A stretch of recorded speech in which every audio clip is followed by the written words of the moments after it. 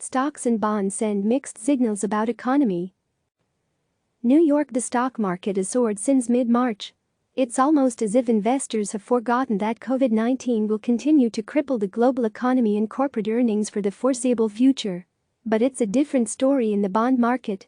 Long-term Treasury yields remain well below 1%, a sign that fixed-income investors are painfully aware that much of the world is now probably in recession. Is there a disconnect here? Perhaps. One major reason stocks have surged is that investors are hoping a successful COVID-19 vaccine will be developed. Biotechs Novavax, NVAX, and Moderna, MRNA, are among the many companies working on a treatment. Still, even if a viable coronavirus vaccine is rushed into mass production, it will still take some time before many consumers and businesses may be willing to go back to life pre-COVID-19. That's why analysts expect profits to plunge for the rest of 2020, and economists are forecasting a steep Great Depression-like drop in the nation's gross domestic product for the second quarter.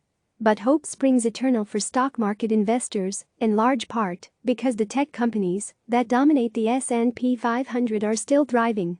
Facebook, FB, is at an all-time high, while Amazon, AMZN, Apple, AAPL, Netflix, NFLX, and Google owner Alphabet, Google, aren't far from records either.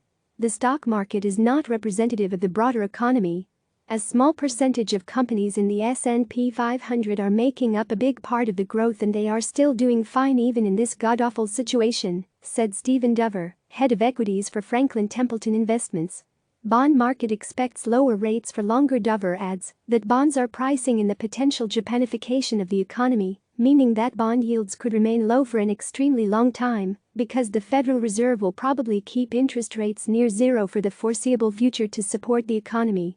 So when you view the economy and markets through that lens, the recent action on Wall Street may not seem as strange as it might first appear. The stock market is anticipating the comeback will be sharp and quick. They are not viewing this as a fundamental problem with the economy. It was an exogenous shock, said George Calhoun, professor of quantitative finance at Stevens Institute of Technology. Calhoun added that this is not your average recession. It was not caused by any financial excesses like the tech bubble in 2000 or subprime mortgage meltdown in 2008. This, he said, is more like the equivalent of an asteroid slamming into the Earth. And because the Fed and other global central banks, as well as President Trump and Congress, have quickly reacted by pumping trillions of stimulus dollars into the economy, the bond market reaction makes sense too. Bond investors are pricing in an infinite amount of quantitative easing from the Fed, Calhoun said, so bond yields will, and should, remain this low, even if the stock market keeps rallying. In other words, the Fed's actions are working as planned.